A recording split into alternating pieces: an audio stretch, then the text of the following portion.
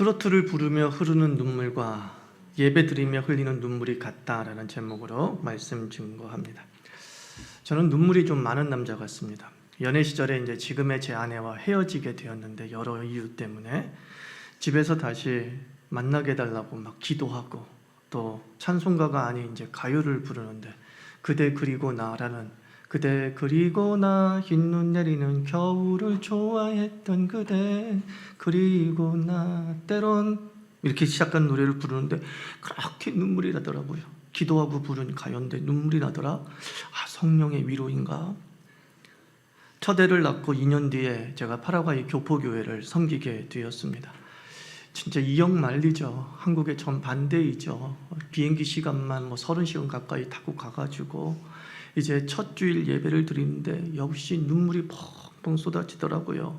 그 교회는 전통적인 예배였고 사실 목사님의 설교 역시 아주 발음이 조금 어눌하셔서 귀에 잘 들어오지도 않았습니다. 근데 뭔지 모르지만 눈물이 줄줄줄 흘렀습니다. 이 교회에 성령이 역사하시는 건가? 돌아와서 어머니가 2년 뒤에 돌아와서 어머니가 이 장안동에 설교 잘하는 목사님 계시다고 한번 그 교회 한번 가보라고. 그래서 그 동네 갔더니만 300명 남짓된 예배를 드리고 있었습니다. 역시 설교가 그냥 그런 설교였습니다. 찬양도 매우 전통적이었습니다. 그런데 그렇게 또 눈물이 나더라고요. 제 아내랑 나랑. 성령의 역사인가? 근데 담임 목사가 얼마 후에 이단에 빠졌다라는 소식을 들었습니다. 성지순례를 다녀온 후에 분당에 미국에서 돌아온 이동훈 목사님이 교회를 개척했다라는 얘기를 듣고서 개척교회를 가봤습니다. 그런데 개척인데 몇천 명이 지하에 모여 있더라고요. 그래서 설교를 들으면서 예배를 들으면서 역시 설교를 참 잘한다 하고 끄덕이면서 이렇게 들었습니다. 그런데 희한하게 눈물이 나지 않았습니다. 여기 성령이 없는 교회인가? 새로운 교회에서 예배를 드릴 때마다 눈물이 난 이유가 뭘까요? 제가 마음이 힘들고 사실 불안해서이죠. 파라과이 갈 때 그 이역만리에서 아무도 나를 아는 사람이 없고 부모님을 떠났으니 얼마나 마음이 답답하고 힘들었겠어요. 불안해서 힘들어서 눈물이 났을 거예요. 돌아와서는 그 2년 동안 힘들었던 파라과이의 삶이 주마등처럼 지나가니까 또 역시 힘들고 어려워서 눈물이 흘렀을 것이 분명합니다.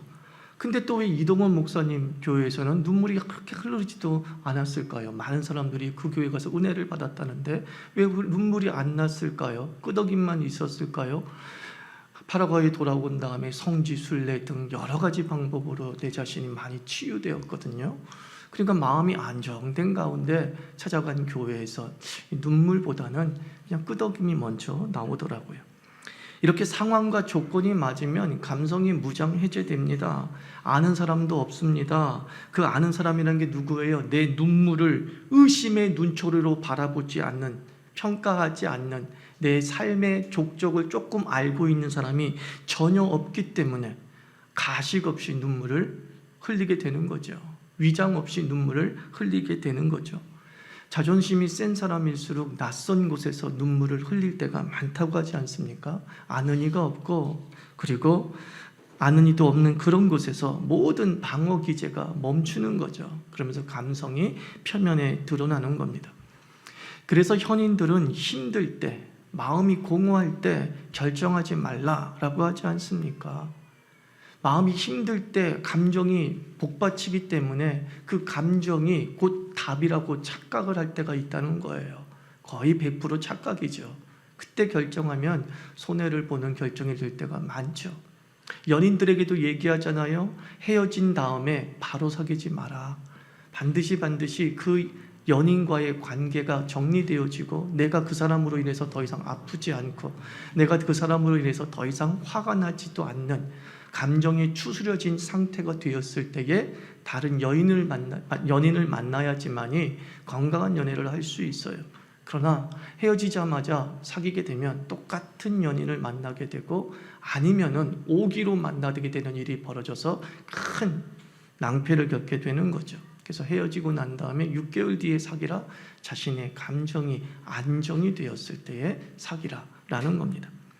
만약 제가 눈물이 난다는 이유로 그 주님이 주신 교회라고 여기고 그 장안동에 있는 교회를 다녔다고 한다면 저는 이단에 빠지게 되는 것이죠. 그리고 그 목사님을 따라서 나는 이단의 전도사가 돼서 활동하고 있었겠죠.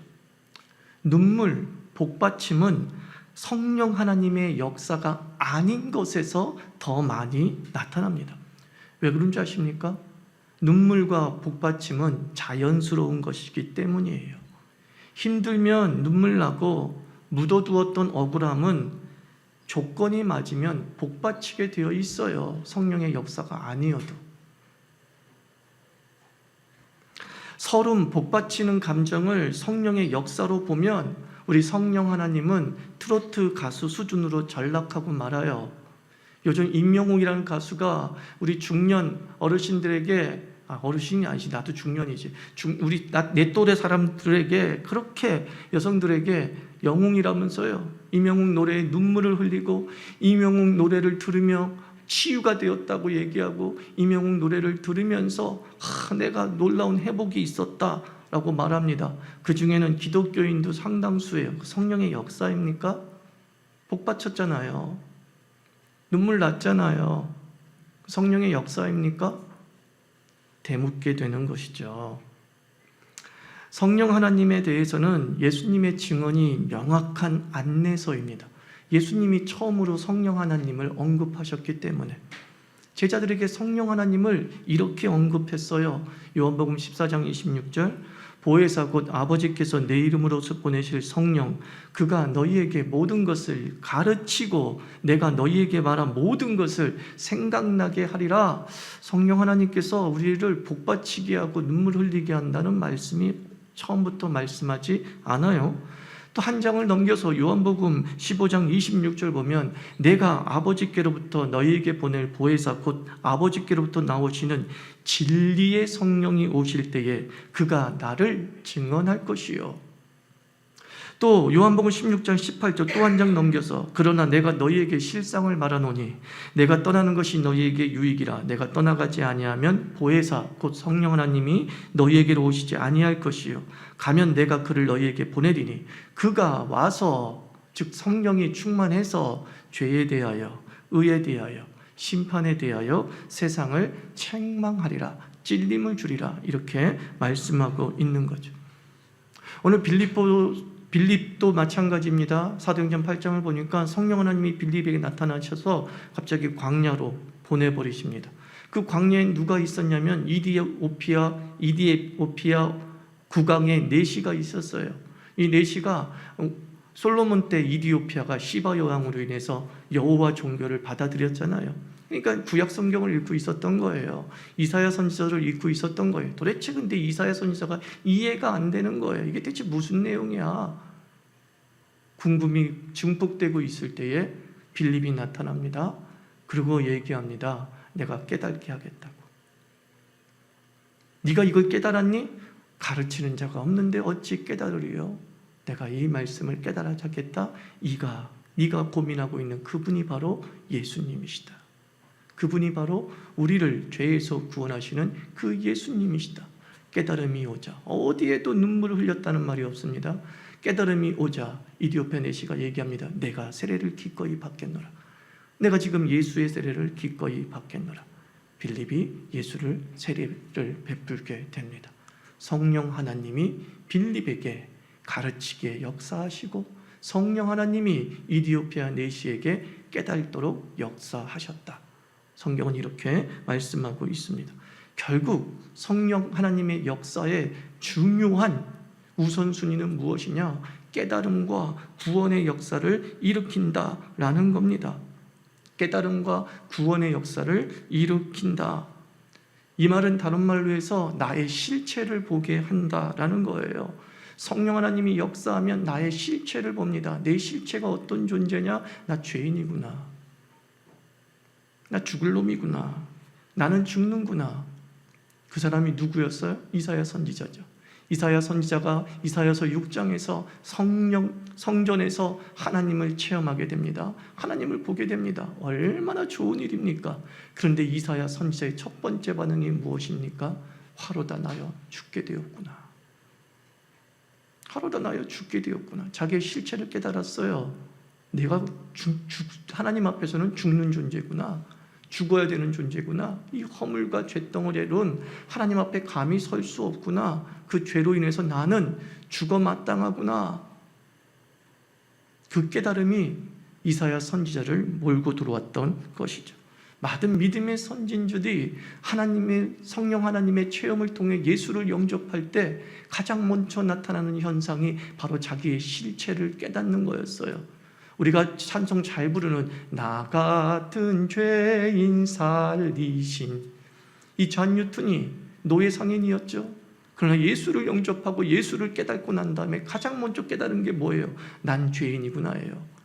그래서 Amazing Grace 찬양을 부르는 거죠. 나 같은 죄인 살리신 그 은혜 너무 놀랍구나. 나는 죽어 마땅한 존재인데 그가 흘린 눈물이 있다고 한다면 죄책의 눈물이에요. 복받치는 서름의 눈물이 아니라, 뭔가 위로받아서 마음이 치유되어지는 그런 눈물이 아니라, 자신이 죄인이라는 사실을 깨달으면서 엉엉 우는 눈물이었다는 거죠. 어거스틴도 많은 방탕한 삶을 살다 로마서의 말씀을 통해서 예수를 영접하고 예수를 깨닫게 되면서 그는 참회록을 쓰게 되죠. 그 참회록 속에 수없이 흘리는 눈물을 표현합니다. 어떤 눈물? 나는 죄인이구나. 나는 죽어 마땅하구나. 그런데 나 같은 죄인을 예수께서 살리셨구나. 그 눈물을 흘렸다는 겁니다. 루터는 오직 믿음, 오직 은혜의 종교개혁으로 일으킨 사람이죠. 그 오직 믿음, 오직 은혜의 종교개혁으로 이끈 힘이 뭔 줄 아십니까? 그는 성령 하나님이 주시는 끝없는 죄책에 먼저 시달렸어요. 그는 죄책감이 사로잡혔어요. 그것은 분명히 성령 하나님이 주시는 거예요. 아무리 해도 나는 이 죄에서 벗어날 수 없구나. 무릎 꿇고 성당 계단을 올라가면서 무릎팍이 찢어지는 고행의 길을 걸어도 나는 도대체가 이 죄에서 건진받을 수 없구나. 나는 죽을 죄인이구나. 오랜 죄책에 시달렸어요. 그러면서 깨달음이 오는 거죠. 이런 예수께서 나를 사랑하시고 이런 죄인인 나를 구원하셨구나. 죄책의 눈물에서 환희의 눈물로 바뀌는 거죠. 저도 앞서와 다른 눈물이 있었습니다. 그냥 서글퍼서 마음이 힘들어서 마음이 공허해서 흘리는 눈물이 아니라 진짜 성격이 다른 눈물을 저는 고등학교 2학년 때 흘렸습니다. 수련회 때 기도하는 중에 내가 엄청난 죄인임을 깨달았습니다. 내가 고등학교 2학년이 무슨 죄를 졌겠어요? 무슨 엄청난 죄를 졌겠어요, 제가? 져봤자 엄마한테 책 산다고 그래가지고 책 안 사고 요즘으로 삥땅 치는 거, 그래 그게 죽을 죄인가요? 죽을 죄면 죽을 죄겠죠. 엄청난 죄책감이 몰려오면서 저도 모르게 서너 시간을 그 앉은 자리에서 울었다라고 주변 사람이 증언해주고 있어요. 누구도 건드릴 수 없을 정도로 엉엉 내가 울었대요. 근데 내가 엉엉 운 이유는 아무것도 없어. 서글퍼서 주워온 자식이라서 누나들이 나를 너무 괴롭혀서, 아니 그런 것 때문에 흘린 게 아니었어요. 난 이사야 같은 경험을 했어요. 나 죄인이구나. 나 진짜 여기서 죽으면 끝장이구나. 다른 방법이 없구나. 내가 살아날 방법이. 내 죄가 너무 무섭고 하나님이 너무 경이롭고 그런 눈물을 흘렸어요. 그 눈물의 결과는 뭡니까? 저를 결단하게 해요. 하나님의 뜻대로 살아야지. 내게 주어진 사명의 길, 이제 부인하지 말고 받아들여야지. 하나님의 길을 걷게 만드는 거죠. 예수 믿은 이후에도 우리는 죄인임을 깨닫고 살아야 됩니까? 그렇죠. 왜 그렇죠? 여전히 우리는 허물에서 뒹굴고 있기 때문입니다. 바울은 평생 성령 충만한 사람이었을 겁니다. 그는 성령 충만을 얼마나 강조했습니까? 그런 그가 성령 충만을 강조할 때마다 또 자기는 이렇게 얘기합니다. 오라 나는 공고한 자야. 오라 나는 죄인이야. 누가 나를 이 사망의 음침함 속에서 나를 건져낼 수 있지? 나는 날마다 죽어.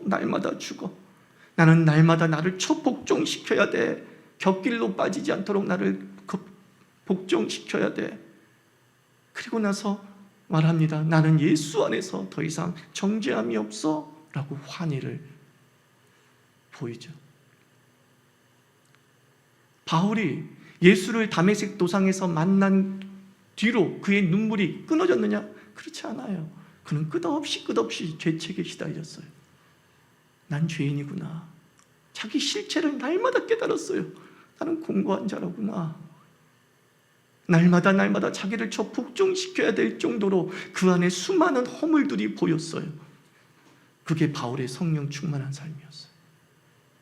그 죄책으로 끝나지 않고 그 죄책이 끝없이 예수의 은혜로 이끌어간 거죠. 나 같은 죄인이 이 놀라운 은혜를 이겼구나라는 거예요.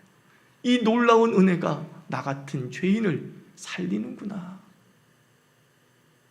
이것이 성령 충만의 역사였음을 제자들과 믿음의 선진들이 보여주고 있죠.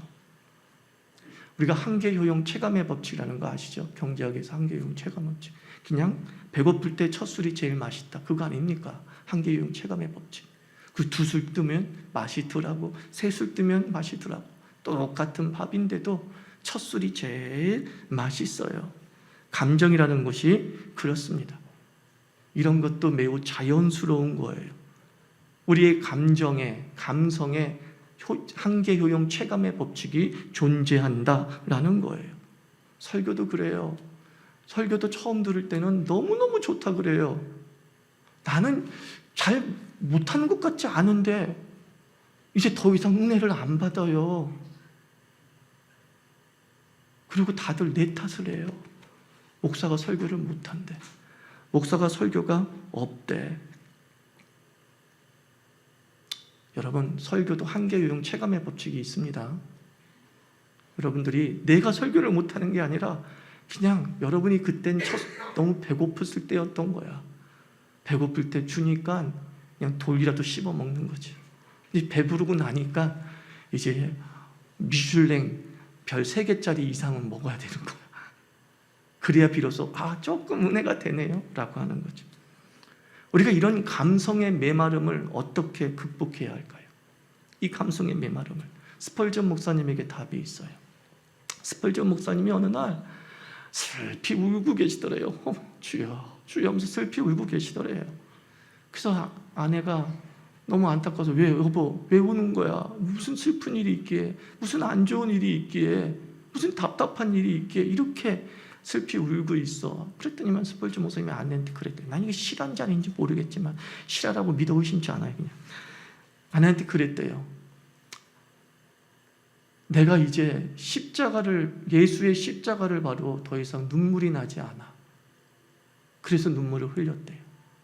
예수의 십자가를 봐도 내가 더 이상 눈물이 나지 않아. 그래서 우셨대요. 그래서 복받쳤대요. 해답이 여기 있어요. 깨달음이라는 거죠. 자기가 어떤 존재임을 깨달았어요? 더 이상 눈물이 안 나는 존재구나. 내가 예수 십자가에 대해서 메말랐구나라는 것을 깨달은 거예요. 그게 성령의 역사죠. 자기의 실체를 보게 만드는 거예요.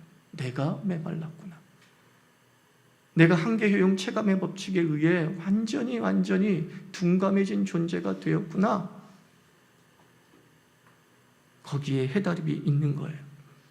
어리석은 사람은 자신의 메마름에서 찾지 않고 환경의 메마름을 탓하지 않습니까? 감동을 주지 않는다. 은혜를 주지 않는다는 거예요. 나는 기꺼이 눈물을 흘릴 수 있는 준비가 되어 있는데, 나는 예배 때 예수 그리스도를 향해서 기꺼이 가슴을 치고 복받칠 수 있는 준비가 되어 있는데, 이놈의 예배가 은혜를 주지 않는데요. 이놈의 찬양이 은혜를 주지 않는데요. 이놈의 설교가 은혜를 주지 않는데요. 환경에서 원인을 찾아요. 그러나 성령 하나님은 내 안에서 거주하시는 분인 줄 믿습니다. 성경은 기록하고 있습니다. 성령 하나님은 어디 거주하느냐? 너희 안에 거주하신다. 성령님은 어떻게 역사하십니까? 내 안에서 역사하십니다. 나의 메마름을 보게 하는 거예요. 그러면 성령이 역사한 거예요. 사막과 같은 주변 환경을 보면 그거는 누구나 그렇게 봐요. 그건 특별한 깨달음 없이요, 다 보여요. 사막 같고 전쟁터 같은 사회라는 것, 성령 충만하지 않아도 다 보여요. 그 전쟁터 같은 삶이 나를 힘들게 한다라고 말하는 것, 성령 충만하지 않아도 누구나 얘기해요. 성령이 충만하면 내 안에 메마름을 봐요. 내가 메말랐구나. 내가 사막이구나. 내가 지금 한계용 체감의 법칙에 완전히 말려들어서 둔감해졌구나. 성령 하나님은 나를 깨닫게 하십니다. 나를 깨닫게 하시는 거예요. 내 안에 생수의 강을 흐르게 하시면서 다시 한번 하나님 앞에 나의 실체에 대해서 안타까워하고 하나님의 구원에 대해서 환희할 수 있게 하는 것이죠. 윤동주 시인의 시처럼 말이죠. 그죠? 이는 바람에도, 잎새에 이는 바람에도 나는 괴로워했다. 얼마나 민감한 영성이에요. 조국의 그 일제의 압제 속에 살아가는 그 조국의 모습을 보고 죄책감을 느끼는데, 내가 이 조국을 위해서 아무것도 못한다는 죄책감을 느끼는데, 그 죄책감이 잎새에 이는 바람에서조차도 느껴지는 거야. 잎새에 이는 바람을 보면서도 괴로운 거야. 내가 이 조국을 위해서 살아야 되는데. 저는 그것이 성령의 역사라고 믿어 의심치 않습니다. 결국 성령 충만함이란 오늘 말씀으로 정의한다면 은혜의 감격에 대한 지속성이에요. 그게 성령 충만함이에요. 그가 성령 충만한 것을 어떻게 알 수 있느냐? 그가 은혜가 지속되고 있다는 거예요. 은혜의 감격이 지속되고 있다는 거예요. 예수님의 말씀으로 표현하면 첫사랑을 기억하는 것. 그게 성령 충만함의 역사죠. 좋을 때, 기쁨의 때, 결단의 때를 떠올리면서 그때처럼 계속 살기를 꿈꾸며 기도하는 자를 우리는 성령 충만하다라고 말하는 거예요. 첫사랑을 기억하면서 내 무딘 감각을 매일매일 예수 앞에서 되살리며 살아가는 것. 사막을 보는 것이 아니라 주변에 사막이 있다, 주변이 전쟁터 같다는 걸 보는 게 아니라 성령 하나님의 역사로 내 안에 사막 같은 믿음과 전쟁터 같은 영혼의 싸움터를 들여다보면서 내가 이 싸움에서 이겨야지, 내가 이 사막을 통과해야지, 이것이 성령 충만함의 역사라고 저는 분명히 말씀드립니다. 죽음이라는 게 뭐죠? 죽음이라는 것은 딱딱해지는 거예요, 여러분. 나이 든다는 게 뭐죠? 딱딱해지는 거예요. 아시잖아요. 애들은 얼마나 말랑말랑합니까? 얼마나 유연성이 있습니까? 그 짧은 다리가 입까지 와요. 신기하지 않아요? 난 그거 보면 너무 신기해요. 어떻게 저 짤막한 다리가 입까지 오지? 나는 이렇게 긴 다리를 갖고 있어도 입이 안 와요. 왜요? 늙었기 때문이에요. 왜요? 죽어가고 있기 때문이에요. 죽어간다는 건 딱딱해지는 거예요. 죽어간다는 것은 메말라지는 거예요. 우리의 믿음이 죽어간다는 것은 무엇이냐? 자신의 실체에 대해서 안타까워하지 않는 것. 내 실체를 전혀 보지 못하면서 그저 막연한 낙관주의로 나는 잘 먹고 잘 살 거야, 하나님의 은혜로, 이거야말로 어찌 보면 성령이 떠났다라고 말해도 과언이 아닌 거죠. 믿음으로 포장하지만 나는요, 하나님이 나를 사랑하는 거 믿어 의심치 않아요. 나는 은혜 받은 거 믿어 의심치 않아요. 그것은 바울이 아니었어요. 바울은 뭐라고요? 그렇게 성령 충만한 사람이고 그렇게 구원의 확신이 있으며 예수께서 나를 사랑하신다는 것을 아시는 분임에도 불구하고 그는 오호라 공고하다, 로마서에 기록됐어요. 이 로마서에 기록됐다는 게 왜 중요하시 않습니까? 로마서는 바울이 인생 마지막에 쓴 서신이기 때문이에요. 처음이 아니에요. 마지막이에요. 처음에 오호라 나는 공고하다 라고 하면서 자신의 허물들을 돌이키며 안타까워했다면 이해할 거 아닙니까? 여러분, 갈라디아서에서 최초의 서신 갈라디아에서 그랬으면 그럴 수 있지. 근데 마지막이에요. 딱딱해져야 될 때예요. 메말라져야 될 때예요. 그래도 그에게는 여전히 자신의 실체를 보는 성령의 역사가 있었다는 거예요. 내가 죄인이구나. 그러나 예수께서 나를 구원하셨구나. 예수의 은혜를 이길 죄는 없구나. 그러나 분명한 건 나는 죄인이야. 그러나 분명한 건 난 허물투성이야. 분명한 건 나는 주님 앞에 은혜 받을 자격이 없는 건 분명해. 그럼에도 하나님이 나를 사랑하셔서 이렇게 연결돼야 될 줄 믿습니다. 이게 살아있는 믿음이에요. 말랑말랑한 믿음이에요. 여러분이 매일매일 스트레칭 하듯이 우리 영적인 스트레칭을 하며 살았으면 좋겠습니다. 그건 무엇입니까? 여러분이 힘들다고 우는 것, 복받쳐서 우는 것, 그걸로 자족하지 마시고 성령 하나님, 내 실체를 보게 하옵소서. 날마다 내 실체를 보고 그 실체를 주님 앞에 내려놓는 은혜의 자리에 담대히 나아가는 신앙인이 되게 하여 주옵소서. 그래서 여러분들, 우리 모두가 다 영적 효용 체감의 법칙을 좀 이겨내고 첫사랑을 어제도 기억하고 오늘도 기억하고 내일도 기억하면서, 이런 말을 한번 내가 안 하려고 썼는데 지웠는데, 늘 처음처럼, 그러니까 소주 같아가지고 늘 처음처럼, 그죠? 늘 처음처럼 사는 그리스도인 되기를 주의 이름으로 축원합니다. 기도합시다.